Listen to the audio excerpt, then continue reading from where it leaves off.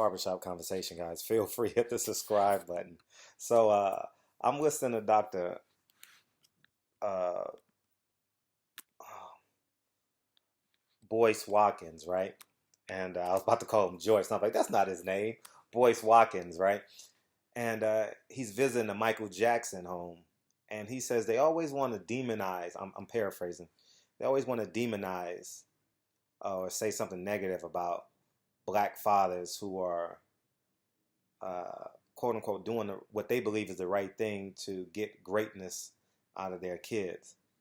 And I couldn't help but draw a parallel because I'm watching Kentucky and North Carolina, North Carolina play.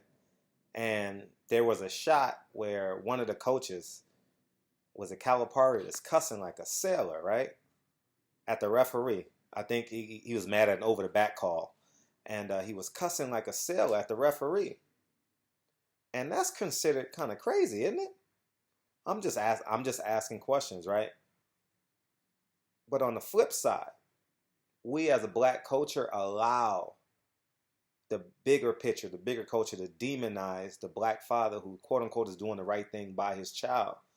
And more importantly, you allow them to monetize it, which is so important for us to capitalize upon the seeds we create.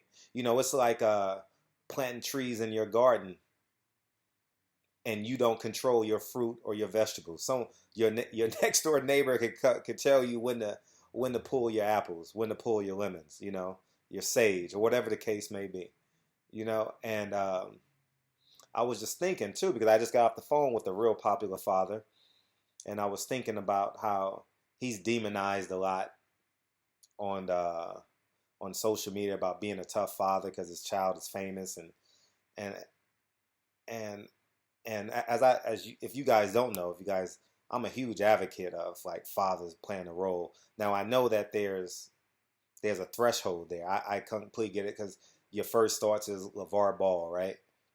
Your second thought may be Mr. Williams, as I call him. I met him a few times. Richard, right? Richard, yeah, Richard. I forgot his first name, but Venus and Serena, you know. But whereas Peyton Manning's father, Archie Manning, right, told Eli to hold out when he got drafted by San Diego. He said, "No, you're getting traded. You're not playing for this franchise, this go nowhere franchise. We're going to demand a trade, and you're getting out of here, and you're going to go to a big market and have a chance at winning championships." Right? So, but this video is geared more towards people who are like me, and I know I'm 9 out of 10 of you guys who hear my voice are men. And don't be deterred, because if you want to get to the top of the mountain, you have to do in order to get extraordinary feats, you have to create extraordinary sacrifices. And it doesn't happen by you being a mediocre father. It doesn't happen by you creating mediocre tendencies. And we're criticizing the top of the mountain. We're criticizing Joe Jackson, right? Because he was at the Jackson home in Gary, Indiana. We're criticizing them, right? And yet and still, they reached the pinnacle. Not the pinnacle, they created the pinnacle. You know, like Roy Jones, my favorite fighter. Looking back in hindsight, I see all the ridicule he took. You know, Shane Mosley's dad. Today we have Floyd Mayweather's dad training his son. He gets all the ridicule. We have Sean Porter and Kenny Porter. We have LeVar Ball. The list goes on and on and on. When a black father takes control of his seed, the white man is angry because they can't monetize it.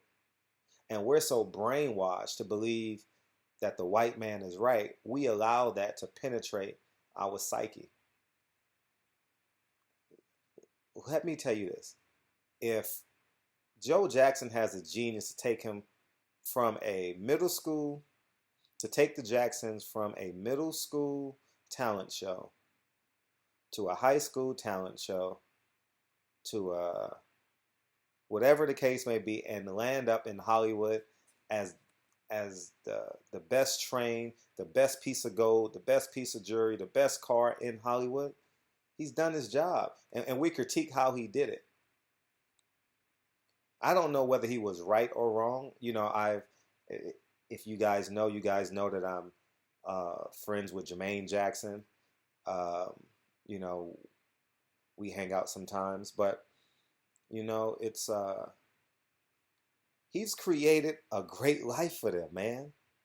You know what I'm saying? And it's sad that we've been brainwashed, right, to believe that if a black man takes control of the steering wheel, he's going to lead the child in the wrong direction. And I'm looking at John Calipari. There's a big white center. I think his name is Willis. Outside of him, every player on this team is black that's playing quality minutes. And the same thing holds true for North Carolina. I would say if they play 10 players, 8 of them are black. If Kentucky plays 8 players, 10 of them are black. And the game before that, the top 3 or 4 players on South Carolina was black. And and we can digress into a whole nother conversation about the state of South Carolina versus Florida, right? 4 to 5 players. I was going to take a screenshot of that picture. And just for the sake of taking a screenshot, I didn't know it was going to lead to this video. But it's just alarming at how we allow this capitalism, the white capitalism psyche, to penetrate our common sense, right? You think Warren Buffett is hanging around Floyd because he considers Floyd a high character man? Absolutely not. He's hanging around Floyd because he wants to control his wealth, right? Boyce Watkins says, anytime a black person is great, white people want to monetize it. So keep that in mind, guys. I know I can do 3, 4, 5, 6, 7 videos on this, but it's halftime of the game. So I just want to drop this in on you. And all my fathers out there watching the games with their children, I applaud you. All my fathers out there, your weekend warriors, you're in your soccer games, you got your softball league game today, you got your basketball game today, and you're hanging out with your child. I applaud you, man. And it's easy to be a normal father. It's easy, but when you can ask greatness of your child and they give it to you, you should be applauded for that. Because it's easy to get in the rut, work 9 to 5, buy them their shoes, buy them their clothes, feed them, encourage them before they go to bed, wake up, kiss them on the forehead, have a great day at school. But when you can get that extra 10 to 15% out of your child, you're an extraordinary father.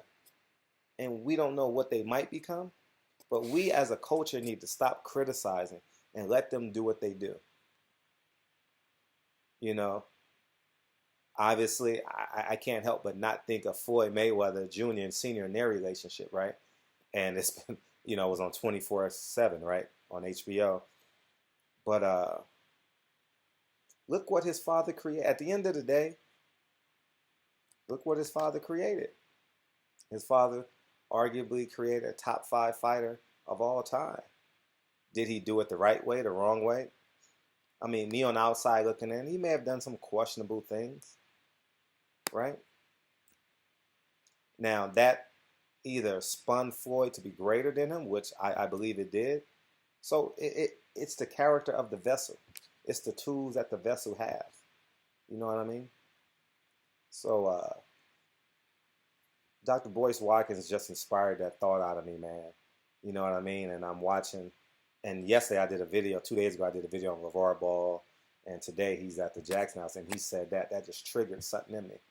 So, and I'm not just talking about, I'm speaking to black fathers, but this doesn't stand alone with black fathers either. I mean, white fathers too. Mexican fathers too. Don't be afraid to be great. I grew up getting beat. I mean, you know what I mean? You beat your child today, they call Child Protective Services on you. You yell at your kid in public, you're considered a ghetto parent. Right? So I mean, you know the threshold of your child. And I encourage you guys to expand the threshold of your child so they can be great. So, and I'm not just talking about beating your child in terms of threshold. I'm talking about the metaphysical development of your child. And let's stop critiquing.